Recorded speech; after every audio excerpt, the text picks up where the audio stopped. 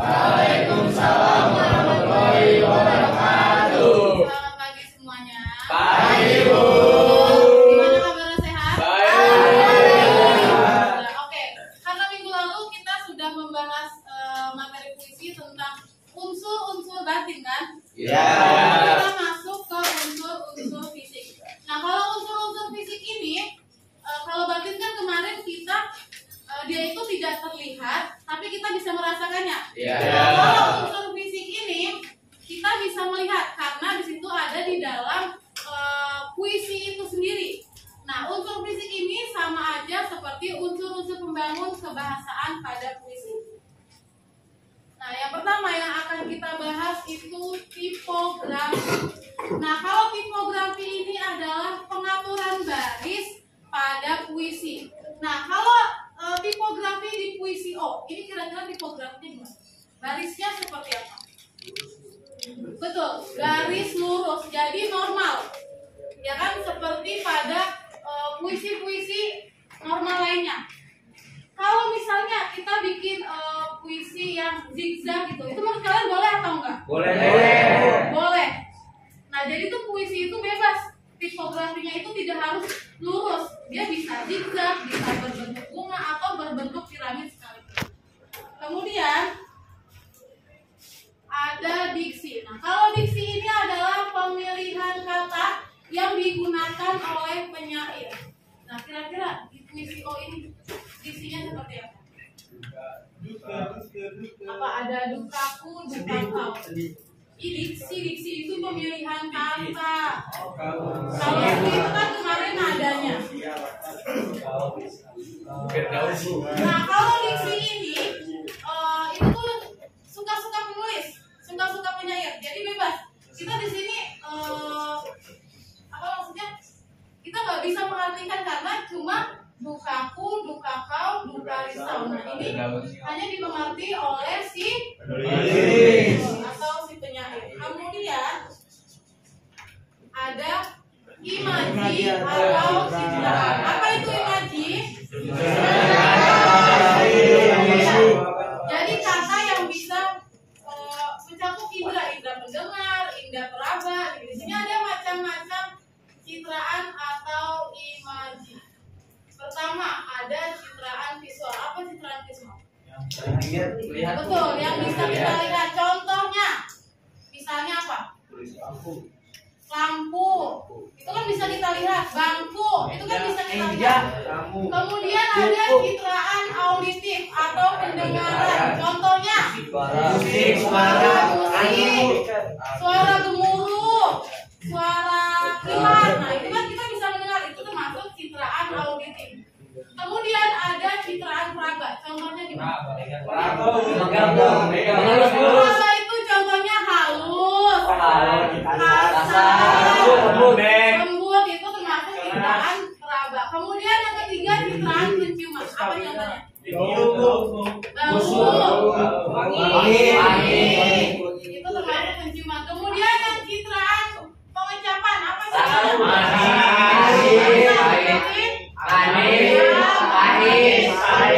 pedas, asam. Citraan atau imaji. Kemudian ada majas. Majas adalah apa? gaya Dengan melukiskan suatu konotasi khusus. Jadi tidak dengan makna yang sebenar. Nah, kemudian ada majas simile. Ini adalah macam-macam majas yang biasa digunakan pada puisi. Yang pertama ada simile. Apa majas simile? biasanya menyamakan satu atau lain Menggunakan perbandingan. perbandingan. Apa kira-kira di sini majasnya bagian mana? Menyamakan satu hal dengan hal lain dengan menggunakan perbandingan. Apa kira-kira di sini di puisi Lagusio majasnya itu di bagian mana? Habis hangus, Bu. Ajar diterang Celong cahaya. Di sini juga bisa. Heran. Ini badan yang selama berjalan habis hangus di api matamu. Di sini kan badan, tidak mungkin hangus di api matamu. Jadi ini adalah perbandingan. Kemudian yang kedua ada majas metafor. Apa? Perbandingan biasa tidak menggunakan kata perbandingan. Contohnya di sini kira-kira majasnya dibagi mana? laki-laki jantan pertama. Umi ini perumpamaan. Perhatian, panggilan untuk Riang kelas 10 IPS 3. Segera ke meja piket sekarang. Gimana? Sekali lagi, panggilan untuk Riang kelas 10 IPS 3. Segera ke meja piket sekarang. Laki-laki yang jantan dan pertama. Umi ini perumpamaan jalang yang menarik laki-laki jantan dan pertapa terawa-rawa musuh ini dan membunuhnya. Nah, yang mana tadi? Betul, laki-laki jantan dan pertapa. Selanjutnya ada majas personifikasi. Persamaan benda mati dalam manusia. Mana? Di puisi Sajak Putih. Dan dalam dadaku.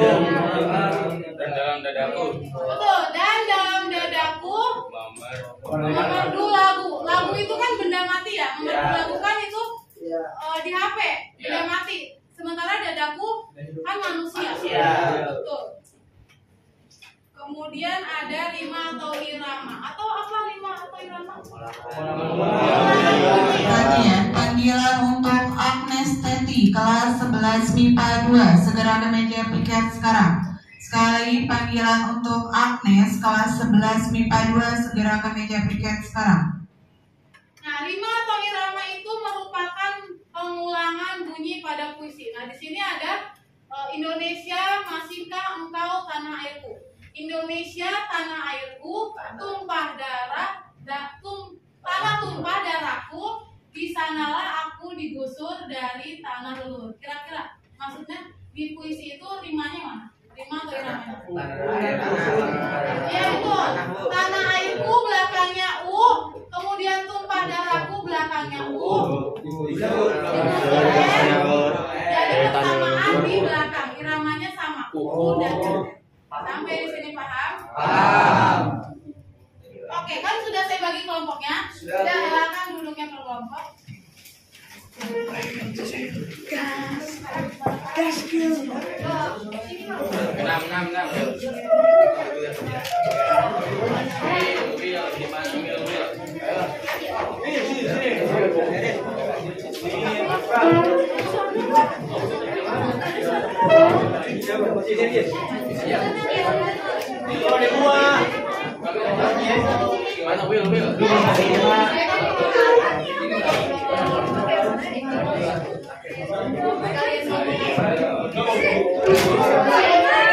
Perhatian, panggilan untuk ketua kelas 10 MIPA 1. Sekali lagi, panggilan untuk ketua kelas 10 MIPA 1. Segera ke meja piket sekarang.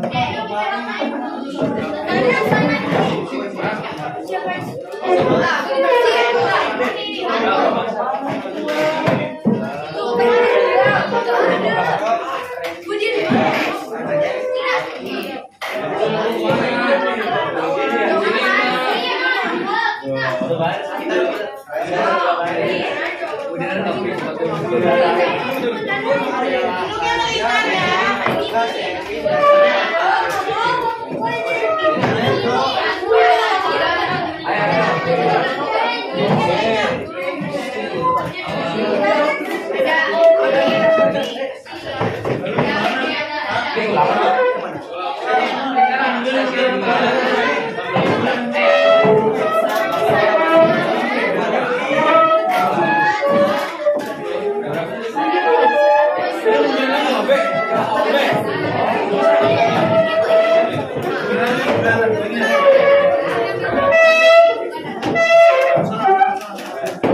Oke, sudah.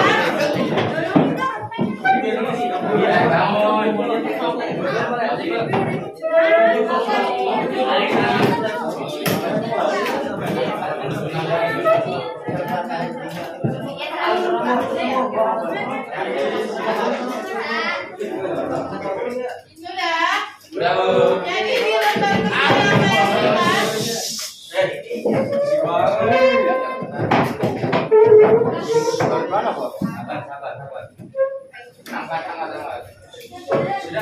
Jadi di lembar kedua yang saya berikan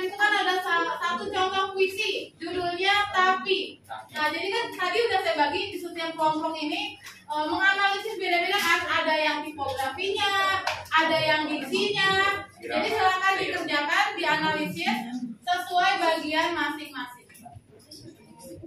Jangan lupa ditulis nama kelompoknya.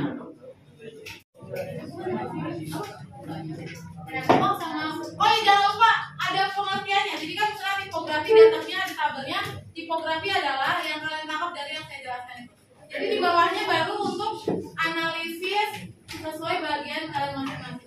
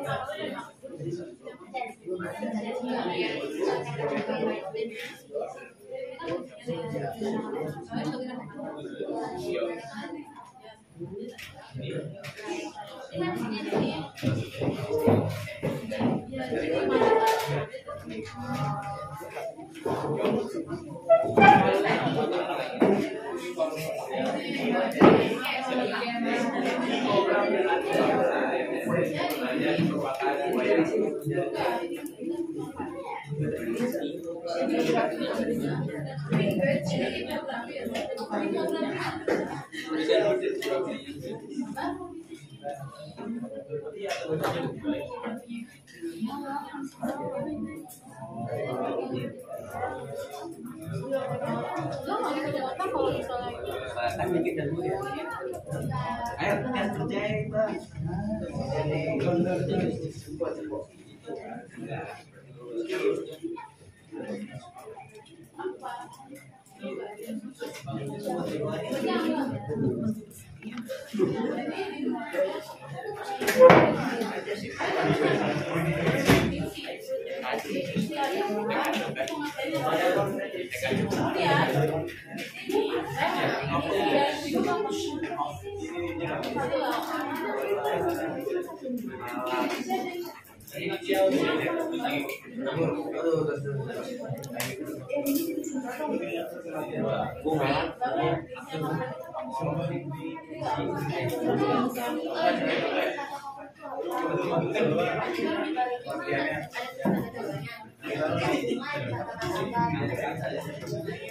Yang di depan kantin.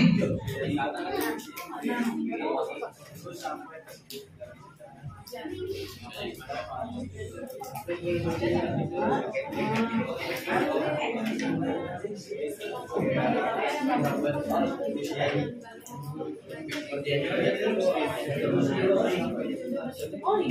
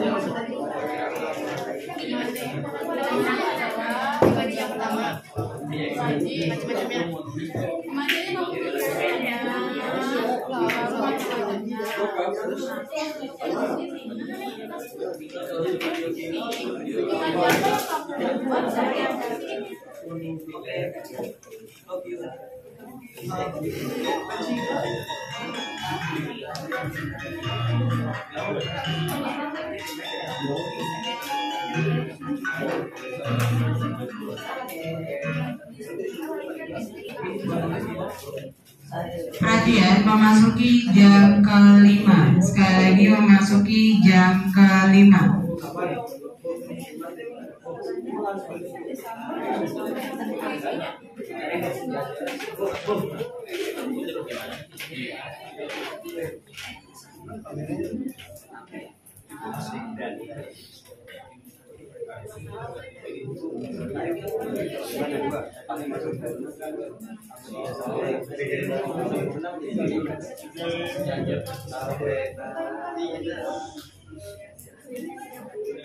Kamu dari mana?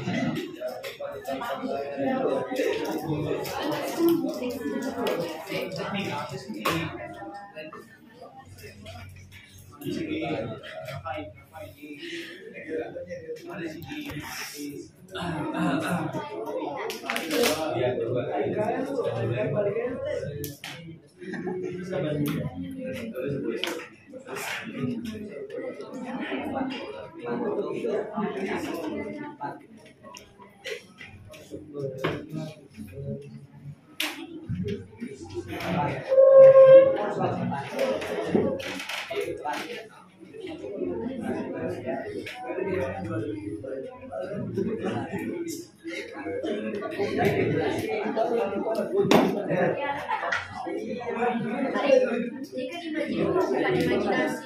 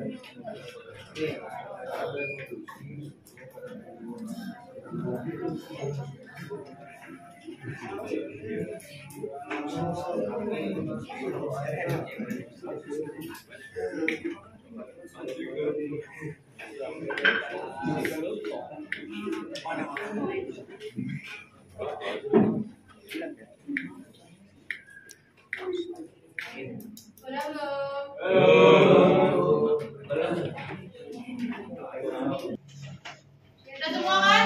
Setiap kelompok akan mempresentasikan hasil dari diskusi. Perwakilan aja nggak apa-apa, dimulai dari Ibu. Semangat ya atas.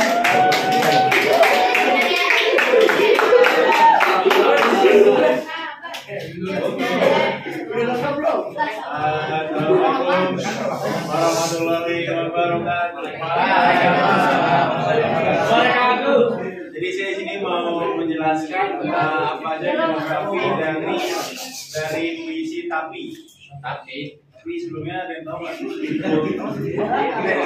Sebelumnya ada yang tahu puisi tapi itu cerita tentang apa?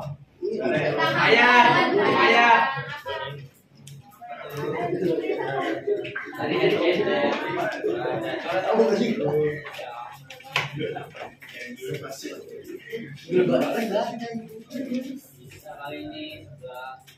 sebelumnya tipografi adalah teknik dalam mengatur huruf serta teks agar menarik dan agar mudah dimengerti oleh pembaca melalui cetak atau media digital.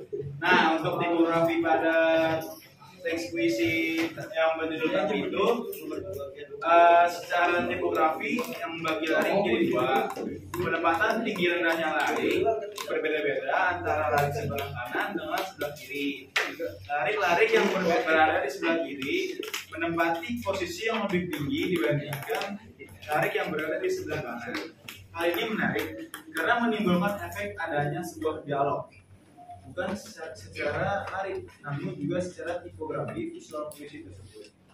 Dari hal tersebut diketahui bahwa puisi tapi secara tipografi dibagi menjadi dua bagian.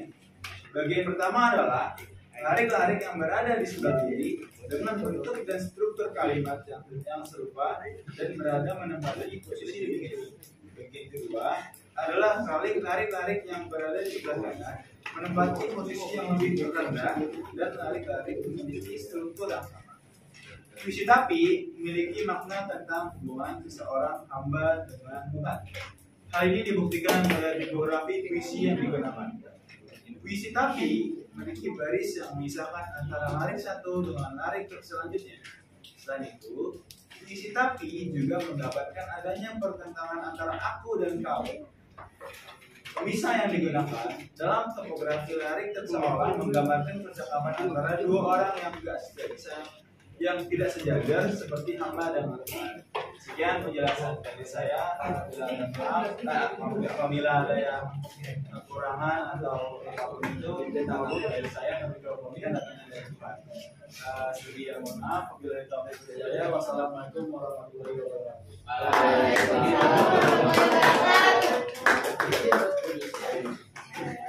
Selanjutnya kelompok diksi.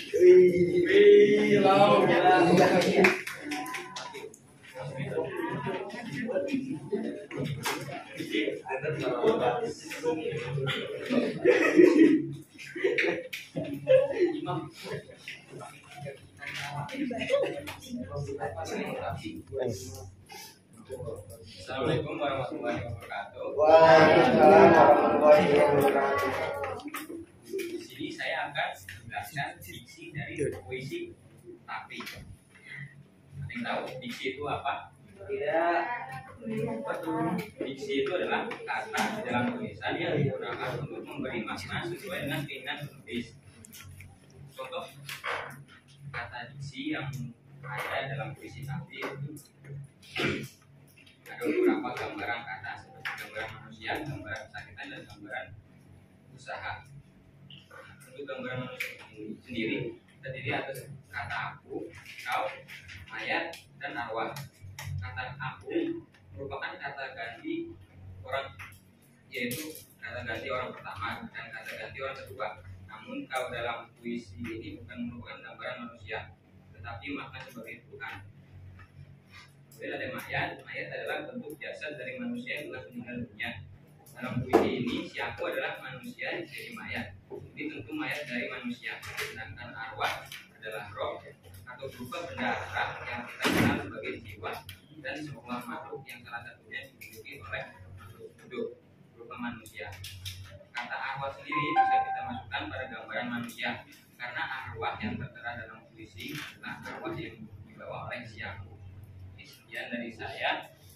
Misalkan ada salah kata datangnya dari saya, dan kebenaran hanya milik Tuhan. Assalamualaikum warahmatullahi wabarakatuh.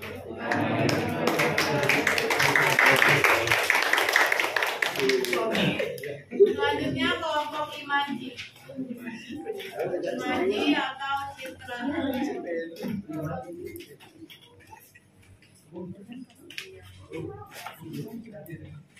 Assalamualaikum warahmatullahi wabarakatuh. Perkenalkan, saya dari kelompok 3 yang berisi anggota saya sendiri yaitu Saradesi Banggraini dan lalu dengan teman-teman saya Aisyah Larasati, Raden Ahmad, Yoel Revaldo, Cesario Angga, dan Saidi Muhammad Arif. Dikarenakan saya membawakan imaji, maka saya akan membawakan puisi yang kali ini kita pelajari yang berjudul Tapi. Untuk kita mengerti isinya, saya dan kalian agar mengerti kalau imaji yang terkandung dalam puisi Tapi.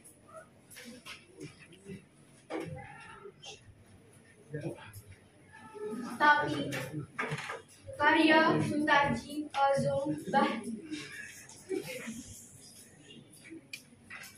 Aku bawakan bunga padamu, tapi kau bilang masih. Aku bawakan resah padamu, tapi kau bilang hanya. Aku bawakan darahku padamu, tapi kau bilang cuma. Aku bawakan mimpiku padamu, tapi kau bilang meski. Aku bawakan lukaku padamu, tapi kau bilang tapi. Aku bawakan mayatku padamu, tapi kau bilang hampir. Aku bawakan arwahku padamu, tapi kau bilang kalau tanpa apa aku datang padamu. Wah, sekian dari saya, Sarah Susantra ini. Assalamualaikum warahmatullahi wabarakatuh.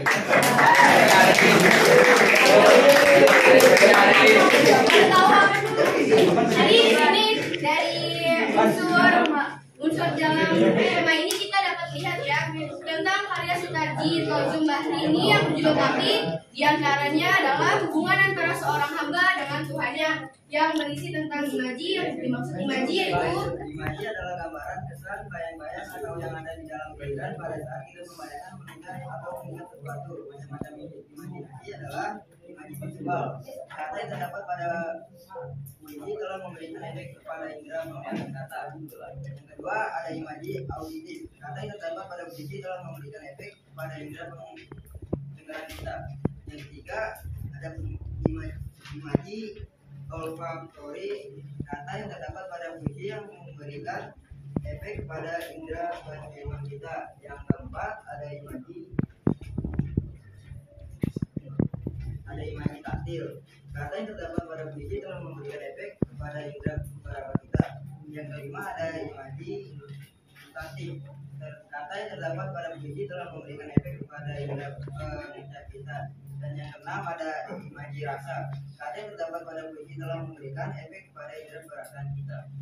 Oke, dari sini kita dapat mengisi tentang isi dari puisi Tapi. Dari yang tadi saya ucapkan, ada yang ingat gak tadi ada berapa macam dari imaji itu? 4. 6.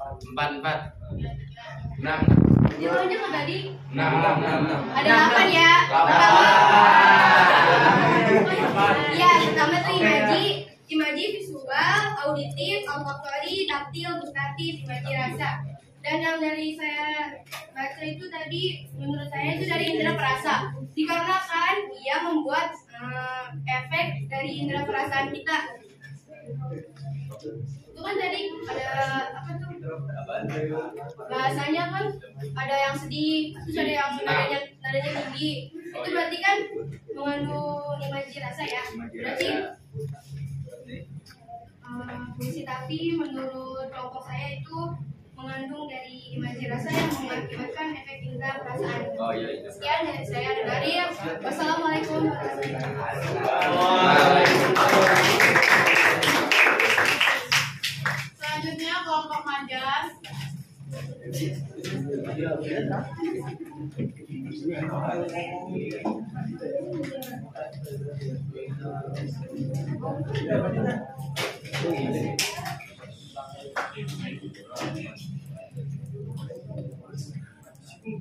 Perkenalkan, saya perwakilan dari kelompok 4.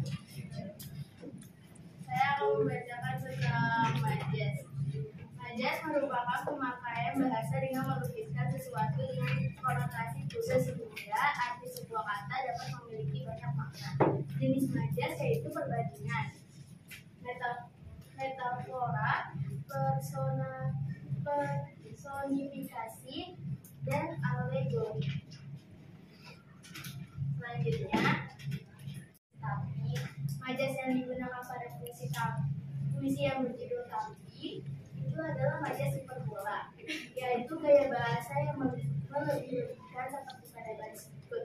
Aku bawakan mayatku padaku, mana mungkin mayat sendiri bisa dibawa menghadap ke hadapan Tuhan. Hal tersebut tentu sangat bermanfaat.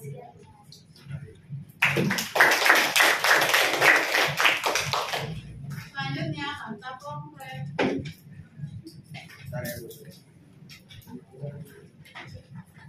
Assalamualaikum warahmatullahi wabarakatuh. Ini saya akan menjelaskan kata pamflet. Ada yang udah tahu kata pamflet? Enggak. Sisi apa tuh? Jadi kata pamflet itu kata yang mengacu pada objek atau benda yang dapat dilihat, diraba, dirasakan, atau didengar secara langsung. Dalam puisi, kata-kata ini digunakan untuk memberikan gambaran pada pembaca. Tahu kan kata pamflet apa? Enggak. Kata pamflet itu kata yang mengacu pada objek atau benda yang dapat dilihat, diraba, dirasakan, atau didengar secara langsung. Dalam puisi, kata-kata ini digunakan untuk memberikan gambaran pada pembaca. Kan? Kita itu kayak bisa dilihat, jadi kan lampu bisa dilihat, terus meja, terus kata konkret dalam puisi tapi itu ada bunga. Bunga didefinisikan sebagai bagian tumbuhan yang akan menjadi buah, biasanya dalam warnanya dan harum. Yang kedua ada resah, gelisah, enggak tenang, gugup atau rasa. Terus ada darah. Darah didefinisikan sebagai cairan terdiri atas plasma sel merah dan putih yang mengalir dalam pembuluh darah manusia atau binatang. Yang keempat ada mimpi. Mimpi didefinisikan sesuatu yang terlihat saat tidur atau dialami saat tidur. Juga didefinisikan adalah suasana hati yang senang atau sedih. Arwah adalah roh atau jiwa yang sudah meninggal atau berpulang. Jadi sekian dari saya. Wassalamualaikum warahmatullahi wabarakatuh.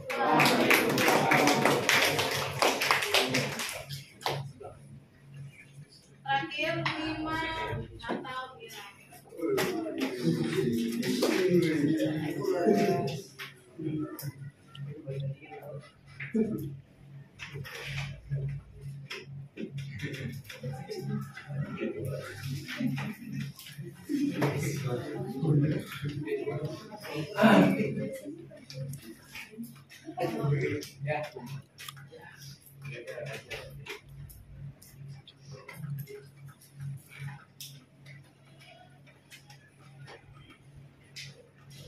Assalamualaikum warahmatullahi wabarakatuh. Waalaikumsalam warahmatullahi wabarakatuh. Saya perwakilan kelompok 6 Rian Dawara Said. Jadi di sini saya akan membahas rima pada puisi tapi. Ada yang tahu sebelumnya rima itu apa? Ya. Sebetulnya gitu. Itu pengulangan. Jadi rima itu pengulangan bunyi yang berselang baik dalam lari, sejak atau pada akhir hari, sejak yang berdekatan atau secara singkat. Nah di puisi tapi ini unik banget ya. Jadi rimanya ini ada dua. Yang satu rima sejajar. Rima sejajar itu persamaan bunyi yang berbentuk sebuah kata yang dipakai berulang-ulang pada lari puisi yang mengandung kesejajaran, maksud terletak pada menurut baris pada puisi. Dapat dilihat dari pengulangan katanya yaitu aku bawakan padamu tapi dan bilang. Nah, rima yang keduanya ini ada rima tak sempurna. Rima tak sempurna itu persamaan bunyi yang terdapat pada sebagian suku kata tetap terakhir terletak pada baris 13, 14. Contoh kalimatnya itu aku bawakan arwahku padamu tapi kau bilang kalau. Yes, gitu, terima kasih.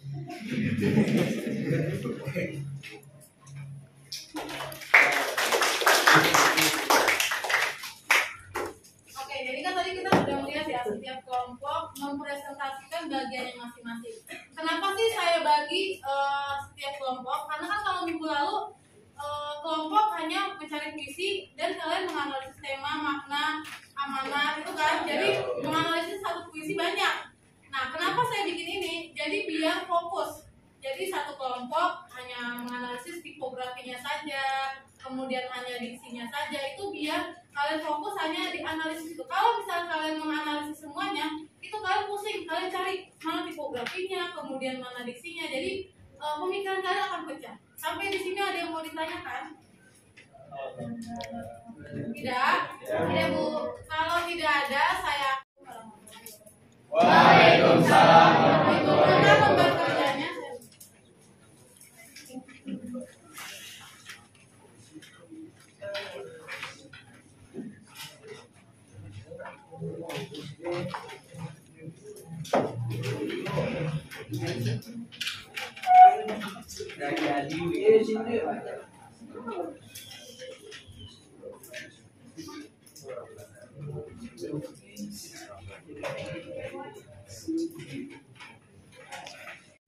Halo, saya Rian Dawara Said. Saya dari kelas 10 MIPA 4. Tadi saya habis belajar bahasa Indonesia diajarkan oleh Bu Rauda. Yang saya dapat dari Bu Rauda itu sangat menarik. Tadi dibagi jadi kelompok tentang puisi dan setiap kelompok tuh hanya difokuskan untuk mencari bagian unsur-unsur dari puisi tersebut. Sebelumnya dibagi kelompok 3 orang tapi disuruh untuk mencari semuanya dari Contohnya majas, diksi, drama. Nah, kalau tadi itu cuma difokuskan hanya satu, jadi lebih fokus dan lebih mudah. Sekian, terima kasih dari saya. Assalamualaikum warahmatullahi wabarakatuh. Saya Afan Farid dari Sipil 4. Dan tadi saya habis belajar bahasa Indonesia dengan Bu Roga. Saya pikir tadi pembelajarannya cukup menyenangkan karena membuat murid-murid jadi nggak terlalu stres dengan apa yang diajarkan, jadi lebih terfokus kepada sesuatu hal gitu. Dan saya harap juga sih guru-guru yang lain juga membawakan mata pelajaran seperti yang dibawakan oleh Bu Roga. Sekian dari saya, terima kasih. Assalamualaikum warahmatullahi wabarakatuh. Hai, saya Sarah Deswita Anggraini, saya dari 10 MIPA 4. Tadi saya habis belajar bahasa Indonesia dengan Bu Rauda.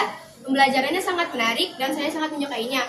Saya harap guru-guru lain juga melakukan kegiatan belajar mengajar seperti Bu Rauda lakukan, karena dapat melatih gaya percaya diri kita. Karena kan tadi saya kan dapat materi Maji yang mengharuskan saya untuk membaca puisi di depan teman-teman saya.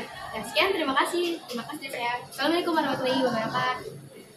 Saya Zani Jelita Ramani, saya dari kelas 10 MIPA 4. Baru tadi saya dan teman-teman saya diajarkan bahasa Indonesia oleh Ibu Rauda, yang menurut saya cukup menarik karena pembelajaran kali ini cukup berbeda karena dibagi 6 kelompok dan masing-masing kelompok hanya dipilihkan satu unsur dan membuat kita menjadi lebih fokus akan pembelajaran. Terima kasih.